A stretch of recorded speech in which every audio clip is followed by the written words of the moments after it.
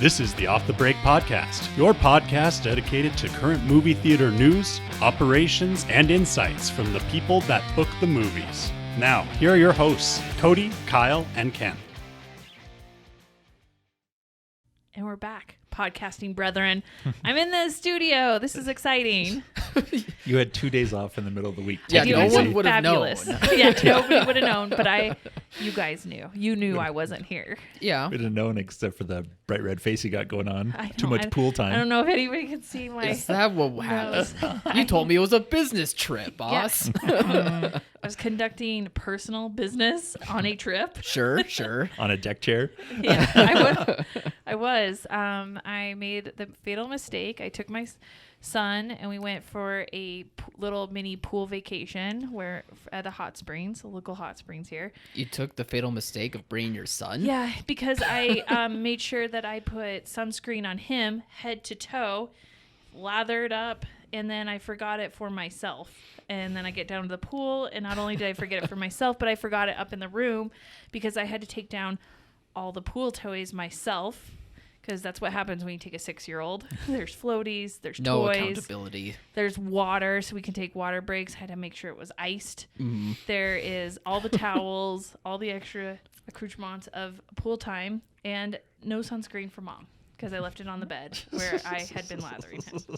So I had to ask the kindness of the really nice old lady next to me if she had it. And of course she did, but she had to yell at her friend across the pool. Ethel! Yeah, Gail, do you have sunscreen? So that Sylvia! so that was super embarrassing.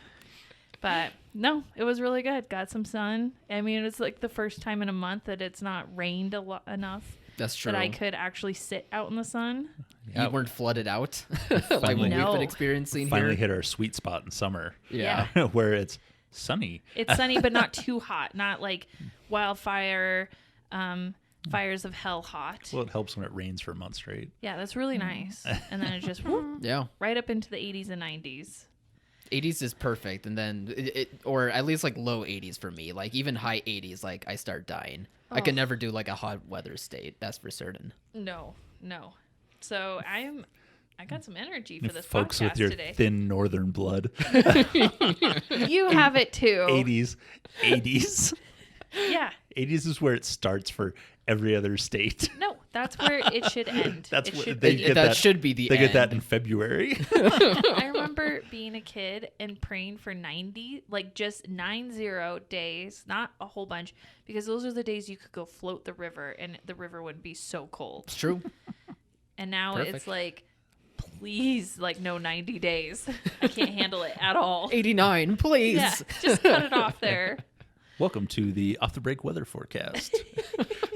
Yeah. Well, on from the weather forecast to the movie theater forecast. Yeah, how are things looking? Who's going to go over release schedule changes? Oh, I guess I can do that for everyone. 20th Century Studios, Disney is the distributor, of course, but from that company, a movie called Barbarian is being released August 31st. A new trailer for it dropped this week.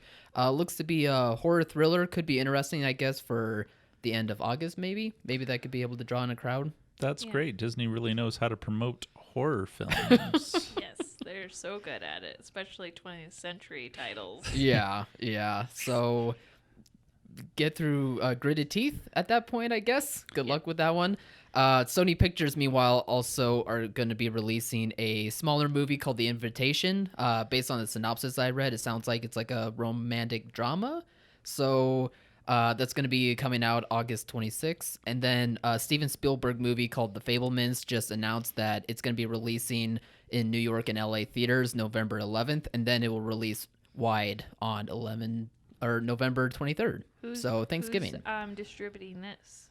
I believe that's Universal Pictures. Universal? Yep. Okay. It So is... Thanksgiving picture. No, for Steven Spielberg to do this is a very cool idea, I think. What's the synopsis? It doesn't matter. It doesn't matter. For him releasing it as a New York, LA 2-week exclusive, really, if it's a good movie, if you build up, get good scores, get good reviews, like when you open it on Thanksgiving, it's going to be huge. Are you just saying that they need to test Steven Spielberg now? Like he may have may not be totally plugged into the audience Well, anymore. West Side Story was his like legacy picture that he wanted to make. Yikes. Yeah. Plus, with this movie, I believe this is going to be the one where it's his own autobiography. So he's making a movie about himself, basically, or semi about himself. So I wonder if that's also why they're doing it this way, not only for like Oscar buzz, but also to see like the testing of the waters, I suppose, especially after the results of West Side Story. Right. Okay. Well, it has a lot of competition on that November 23rd date. I mean, there's always so much at Thanksgiving. Probably like Black Panther's going to come out at that point. Yeah. That's definitely going to dominate everything. So Yeah, there's going to be a lot of renewed interest with Black Panther as not only a follow-up to the first film, but how are they going to deal with Chadwick Boseman's death is going to, be really interesting wait, on that. I'm going back on this one. Paul Dano's in it, so no thanks. Oh, yeah. Yeah, last movie he was in was that flop, The Batman. Ugh. But Seth Rogen plays the uncle. He's like the perfect fun uncle. He is like the perfect fun uncle. So, Ken might be back on board, maybe not. No, Not even Seth Paul Rogen. Dano. Oh, but it's got Judd Hirsch. Ooh, the scales are tipping, folks. Okay, well, let's wait till we see a trailer. Yeah. We got plenty going on this month. Oh my gosh, yeah. Why are we talking about November when we've got to get through July? I've got to finish the end of June and My get bad. through July. I'll pump the brakes. Yeah, pump the brakes on that, Kyle. We've got Top Gun still just blowing the doors off everything. And I don't know how many things I can cancel or push to the sideline to keep Top Gun going. I don't know what to do. I keep thinking it's going to have to go at some point, but I'm not sure when. I think what I'm now trying to do is keep it going through 4th of July. I think 4th of July weekend, right before Thor, I think Thor Love and Thunder is what's going to knock it out finally. By 4th of July weekend, it's probably going to go back to making $100 million that weekend. So God, I hope not. I mean, I want to see it have a bump, but we need some new blood in the this is the first time we're saying, please, God, no. No more. No, I think Disney's like, are we going to have to take out Tom Cruise here? Because we've got a Thor picture and we are not prepared to lose any screens for Top Gun on Take this him out picture. of the knees. Yeah.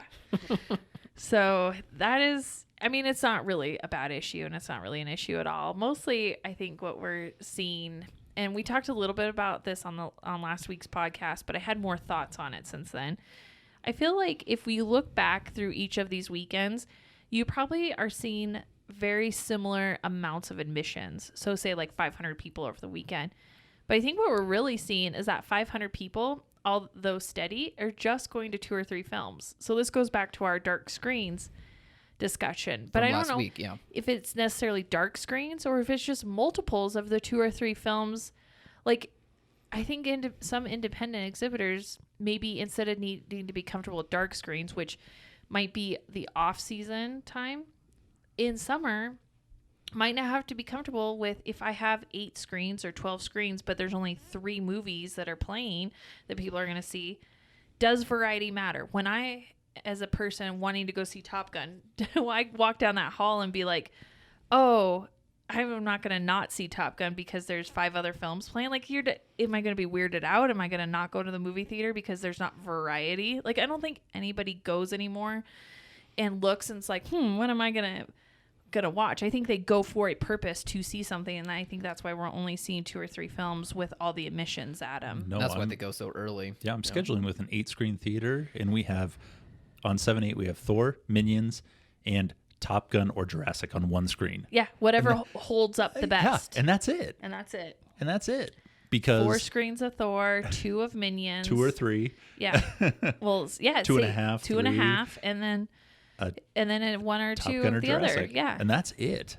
And that's how it's going to be. It feels like moving forward. Mm-hmm.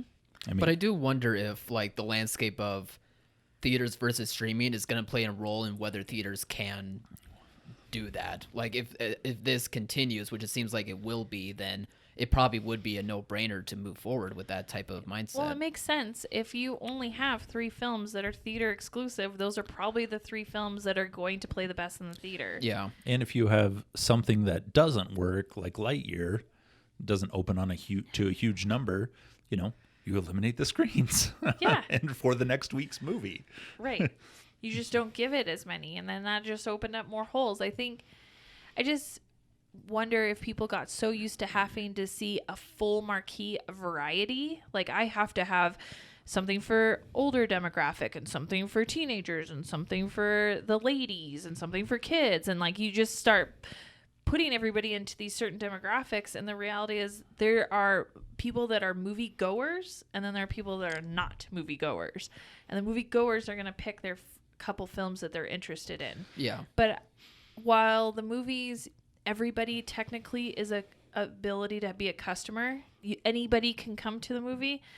I think the reality is that not everybody is a movie-going customer. That it really is about the behavior of it, and that you have movie-going customers and you have everybody else. Yeah. And while media can be consumed by everybody, you need to start looking at who is actually coming to the theater, who is actually spending the money, and that is your audience now. It's not everybody in town anymore. It is everybody willing to go to the movies, and that is a huge change from what historically had always been movie theater going, because movie theaters used to be the only kind of entertainment in town really that wasn't like a bar or an arcade or something. Mm-hmm.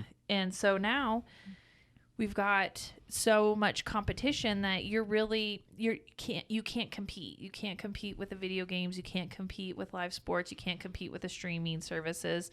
So you are just trying to cultivate and maintain your movie going audience, and that audience maybe is not big enough anymore for 5 or 6 or 8 films on the screens. Maybe that audience is there for those 2 or 3 films, and maybe within those 2 or 3 films there will be the one that is like the Top Gun, to where it just keeps going and going, and then that's when you get everyone else, because everyone else hears from your movie going crowd how great it is, and that could be the convincer for them to go see. Now there's going to be repercussions if we all of a sudden shift the paradigm and we say it's movie theaters can't attract everybody of every demographic and we can't have a variety of film. Mm-hmm.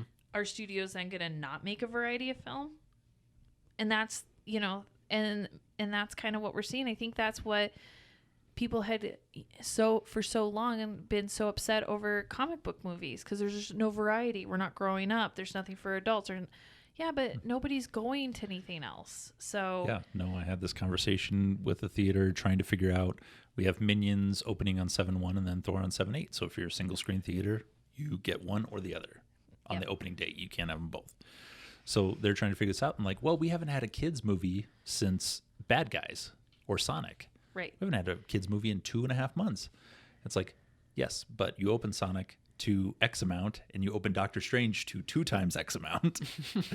Even though you haven't had a kids movie, comic book movies work better. I think they work better for if your you're theater. Going by just grosses. But I think if you looked at how those grosses translate into your per caps and your concession, then hands down you go with Minions. And I think in a lot of small places you got to cater to the families, because they're the ones actually giving you more money. No, in the there's long run. a lot of options you have to weigh. Yeah. But on our end, that's what we're looking at, and that's what the film companies look at too. And then now we have to look at, as you're competing. So we've always talked about how theaters are, I think, at the heart and center of communities. They are one of the few gathering places that everybody still can come to and still enjoy communal social gatherings. Yeah. But they're not immune to politicizing what is happening on a national scale and what's happening down into communities. And I think there's a whole now level of having issues with the politics of film anymore. And so now you're dividing your little movie going audience, and it's getting harder and harder to manage that. And you just have to be so much more aware and really tuned in to what's going on in your community. And we saw a lot of backlash with Lightyear on that. So there's some people that were like, okay, I really want Lightyear. It's Disney Pixar. It's a no-brainer into Thor. And then there are other people who are like, well, no, I think I really like Minions. So we'll do Jurassic into Minions. But you couldn't do, the way the weeks worked out, you couldn't have all of those films. You either had to take a Universal route or you had to take a Disney route. And there are some people who are not really regretting the Lightyear thing because of how the narrative about the politics of the film changed. And there's nothing a theater owner or operator can control about that. And you can't be too reactive to it too, because that causes so many issues with the studio. And so we saw a little bit of backlash in a lot of our locations about Lightyear because the national narrative or the perceived narrative about the film changed. It was no longer a Disney family film, but there was a new political narrative being interwoven in there, and that's always difficult to deal with. And so that you got to take those into consideration as well. Yeah, and it affected our grosses big time in a major way. So now we have to play that also, which is a crazy thing to think about. Right. And I think that whatever everybody has their own opinions about Lightyear, about including certain scenes or not including certain scenes, I think for me that the issue wasn't so much were those scenes included or not, but it was just the fact that that families were expecting a certain kind of film, something that didn't have political undertones, didn't have an agenda, was based off, their long-term Pixar product. And I feel like a lot of the backlash that Disney is receiving is not because they had that kiss between a same-sex couple, but because they included it in a kids movie and people felt like they were tricked. They felt like it was an inappropriate place to have it. That I don't think anybody's really fighting against having it in general on a grand scale. In the most part, I just feel like there's a time and a place for that, and most people felt tricked, and so there's this backlash now. So now they're looking for stuff. And because of they're looking for tricks. They're looking for tricks, yeah. So one now side. We're getting a lot of requests to not play Thor because people don't believe that there's not same-sex relationships now in Thor or scenes of that nature or an agenda of that nature. And it's just and I think it's just because they felt tricked with it in Lightyear. Now you get something from Universal like Bros, no one is going to be tricked about the content of that film. It's rated R. It's for adults. It has this stuff in the trailer. Nobody is going to go into that being like, oh, I didn't know this was this kind of movie. Yeah, I do wonder then if there is more noise because of the quote-unquote trickery of it all. But even if they did somehow advertise for it, even though it's apparently like 2 seconds of a kiss and we move on from it. But I do wonder if even if that was played as part of the movie or the story, if that would have not gone away completely, but if that loudness of it all, that conversation would have been lesser then. And we would have seen a better gross as a result. It could have been what happened with, Beauty and the Beast. A couple years ago, we had almost a nearly identical issue with Beauty and the Beast, although it would, because the director came out and said there was a deliciously gay scene in the end of it. It really was two men embracing in a dance. There was nothing about it.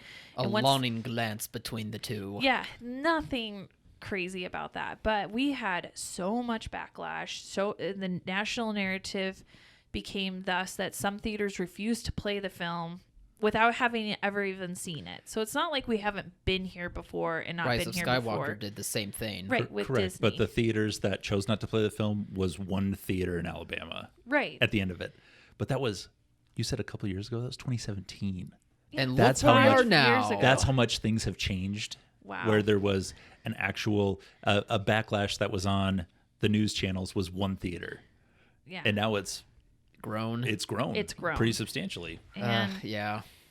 And so, you're stuck in the middle of that, and as a theater, you are stuck in the middle of your community and the headwinds of where the politics play out. And it's sad. Like, you shouldn't have to be there, but we are there, and we've been kind of taking it one cases at a time. But I don't think that the studio is going to relent and not include diverse, inclusive storylines moving forward. They've pretty much said, this is our agenda. This is what we're going to start promoting. We're going to have this. And right now we're just getting this backlash of like, we don't want it. And the only way people are going to protest that is with their pocketbooks and not going to the movie, which hurts the theater. Yeah. The theater sadly they're in the middle of it. Mm-hmm. You're forced to, play sides as a business, which is crazy Right, to think. like if you don't play the film because you don't want to court the controversy, you still court controversy because then it's not like you're not supporting it. Then you play the film and it's like, and then you say things like, we don't censor film. You know, the theaters have never been in the position where they could make changes to a movie. That like that is not going to happen. Like they cannot fast forward a movie. They cannot make changes. Although I'm a proponent of adding an intermission that doesn't change the movie at all. It just is like hitting the pause button There was a little bit. I don't know if Cody saw it. I think Ken did, like the sign online of a movie theater saying like, we'll try and fast forward the Lightyear movie at that one part, and I'm like, it's 2 seconds. Yeah. How do you fast forward that?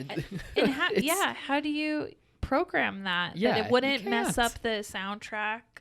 You know, that it would just be such a mess. I don't even know why that theater went there with it. I mean, they at were that stuck point, with their you're ruining the booking. experience more than actually ruining people's time heading in, knowing this And sort then of thing. and then I read that notice went away, and Yeah. you know, I'm not because you I'm not cannot shocked. alter the content of what you have contracted with the studio to play. This is the studio's content. This isn't your content, even if you're showcasing it in your theater. And I think people forget that the theater does not own this. They don't have any rights to it. They can't change it or alter it.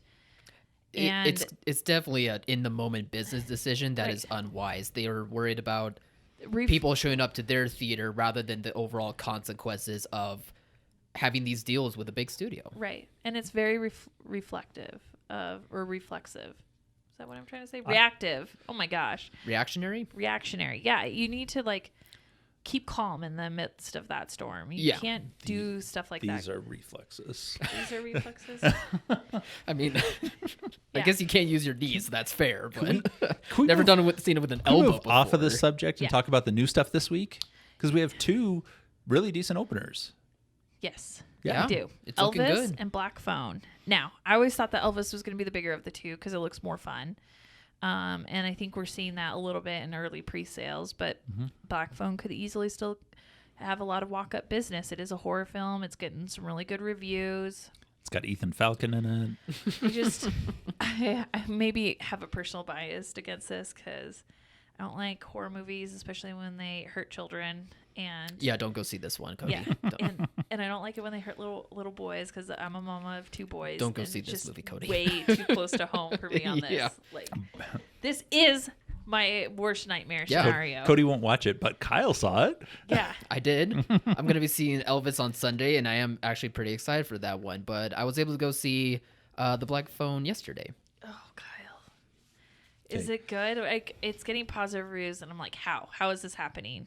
No, it is really good. The director for this movie was able to find a good balance of giving a grounded, realistic horror thriller, kind of, not exactly, but in the vein of like what the first Halloween movie kind of did, where it was like more grounded, but still had like the horror elements to it. But at the same time, it also isn't afraid to go paranormal, but not too over the top to where all the grounded stuff feels meaningless.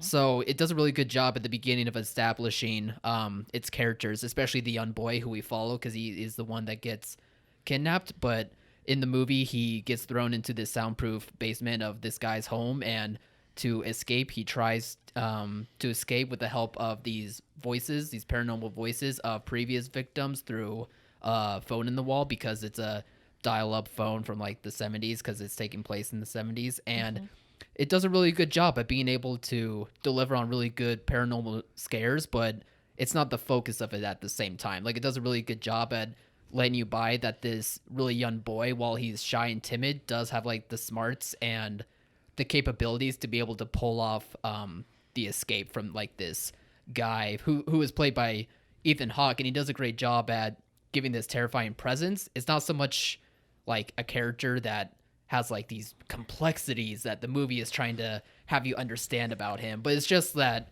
motif of like this guy who is just a guy, but he's a terrifying presence just because of the terrible things he does. So it's not so much like Ugh. Halloween or Saw, where they're trying to like get you deeper into the character. They're like, he is a bad guy. Yeah. Which is good. I mean, I don't mind not having characters develop if they're set in stone. You're not going to change this guy. You're not going to Can I soften it. need a spoiler alert. I need to know, does he survive?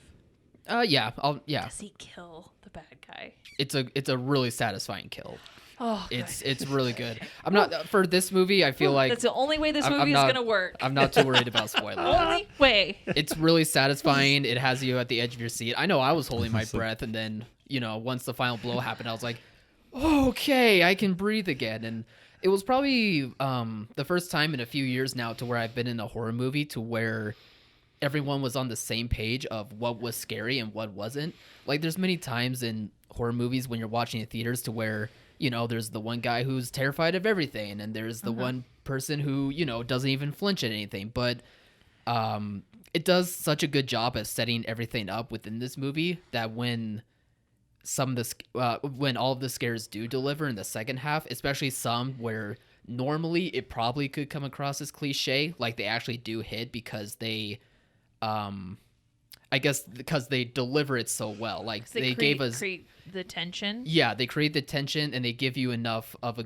really good build-up to where it's satisfying and doesn't feel lame or cheap at all. It's some really good work at like balancing between those two elements of grounded versus paranormal, and it was very, very good. I always call those endings the Silence of the Lambs ending, because Oh. Jodie Foster shoots Buffalo Bill in the head. Right. And it's like, if that movie ended any other way, it would be terrible. Yeah. Yeah. Sometimes even with the worst of horror movie, or not the worst, but like the scariest of horror thrillers, like you need that Closure. satisfaction. You need that closure. You Yeah. need the closure.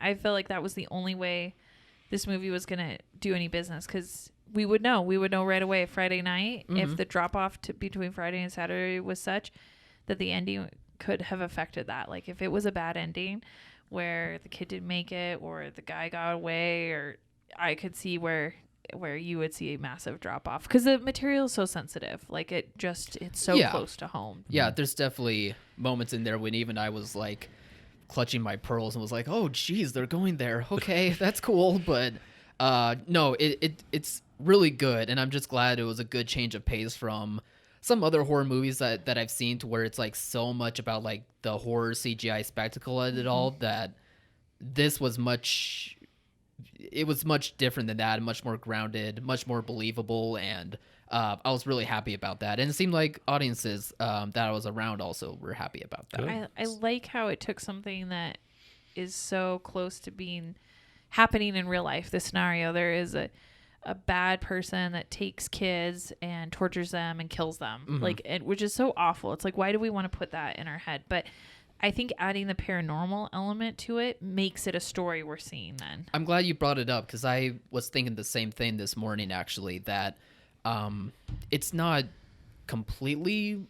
No, I would say like it is necessary, because that's the whole premise behind like the black phone itself, but it still is that like one little thing to where, despite it being a part of him killing all of these children and kidnapping these children, like it still is that I don't know, blockbustery type aspect that is kind of needed for a movie like this. Right. Again, it's that grounded in reality-ness, but it still is heightened at the same time, to where it's a good mixture of the two that actually plays really well together. Yeah. That's the weird part about horror movies too, is you have to push the envelope a little bit every time. Like, Whether it's the premise or whether it's it always like- has to be like a little bit more, otherwise it falls flat. Yeah, Like, yeah. which is crazy. I think like they can't go too Horror much further.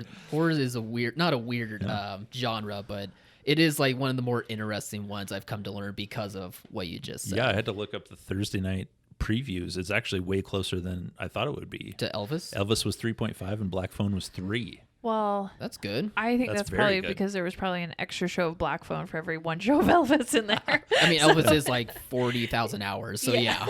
Yeah, but Did that you hear about the 5-hour or 4-hour director's cut of of course, Elvis that's a that headline. there I don't is care. out there? And I'm like, God. let's just get through this 3-hour version. Of course, it's a Warner Brothers film that has a director's cut. Yeah. That's crazy long.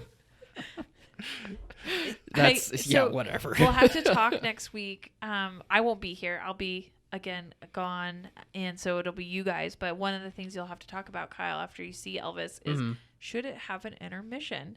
Because I am all for hitting the pause button and having a 10-minute intermission in these long movies now. Like, I feel like we should bring back the intermission. Something tells me that since this is a Baz Luhrmann directed movie, he is so crazy when it comes to like pacing, despite his movies being long and having everything just go, that I could take a wild guess and say like an intermission would be nice, just so that way people can go, Oh, okay, part 2 of Elvis. What do we got?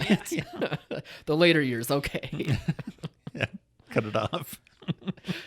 I can already guess that, but I'll let you know. Sure. I think that's what Off the Break podcast mission is going to be, is to reintroduce the intermission. If we're going to keep having these 3-hour movies, we need an intermission. We've talked about it before, like earlier this year, and yeah, I'm still on board with that.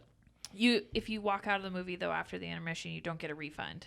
Intermission is not an excuse to leave the movie and get a refund. Yep. Just putting that out there.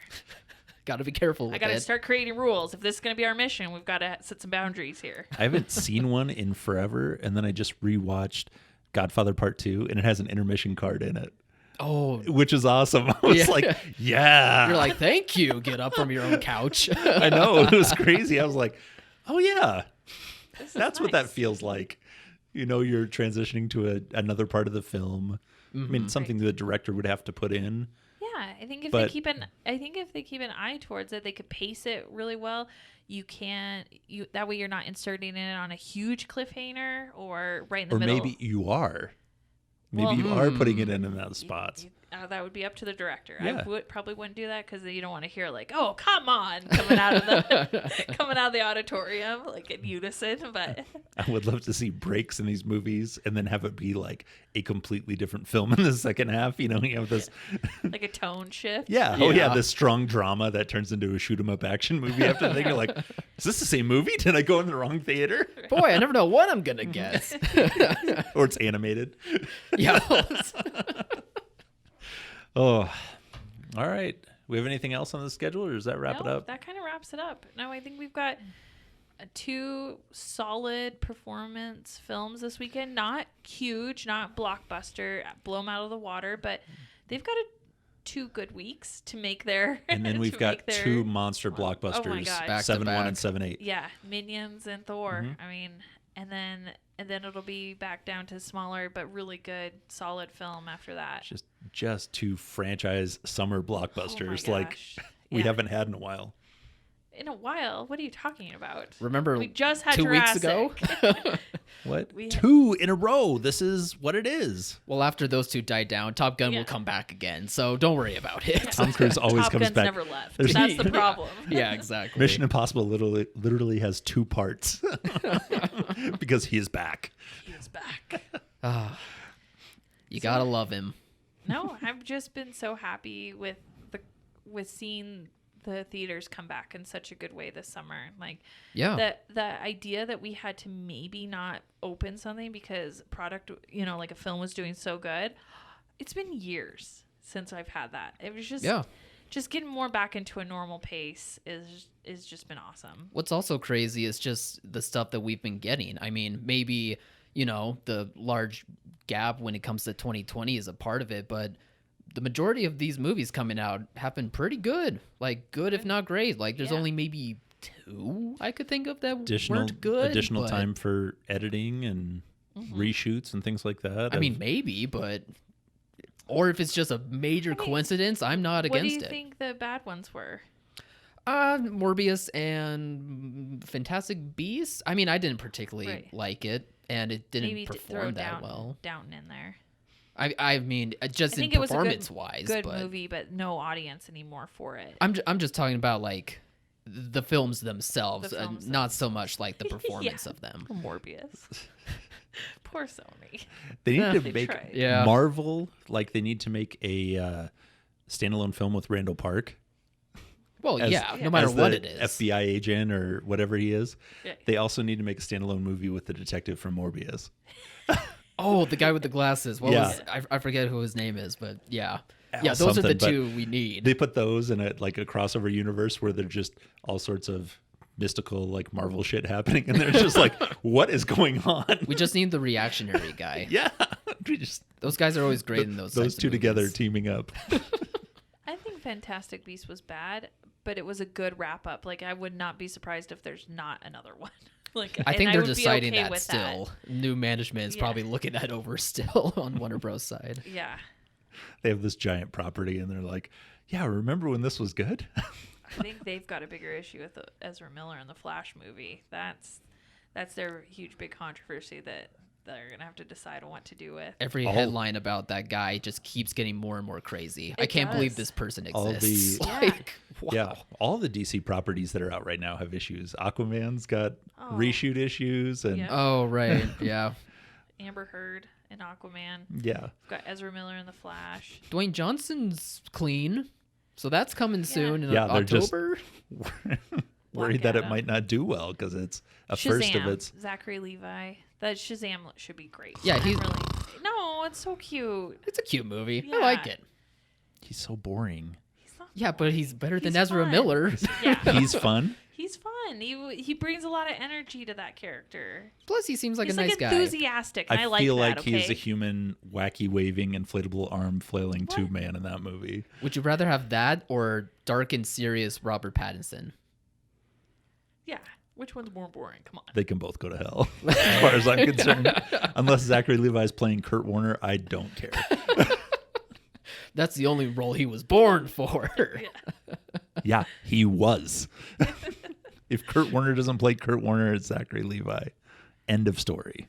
All right. End of podcast. End of podcast. On that bombshell. Yeah, thanks a lot for bumming everyone out, Ken. Yeah. No. He sucks. He's so boring. He's not boring. Yes, he is. No. Well, people in the comments section on our YouTube channel, please comment below. Is Zachary Levi boring or is he awesome? As a DC superhero, I would rather see Edward Norton as a You would superhero probably than rather him. see Edward Norton in a lot of things. I mean, Edward Norton, I would want to know. Eric Bana. Eric Bana is only ever a Romulan in my book, okay? Only. Oh, Who is Star the- Trek. I always forget Who is the that. worst Batman? Clooney? I'd rather see Clooney play a superhero again. There's your hot take, folks.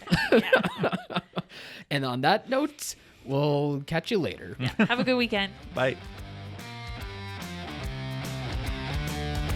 Thank you for listening to Off the Break Podcast. Find us on all podcast platforms or at screeninsider.co. And be sure to like and follow our Facebook and Instagram pages at Off the Break Podcast.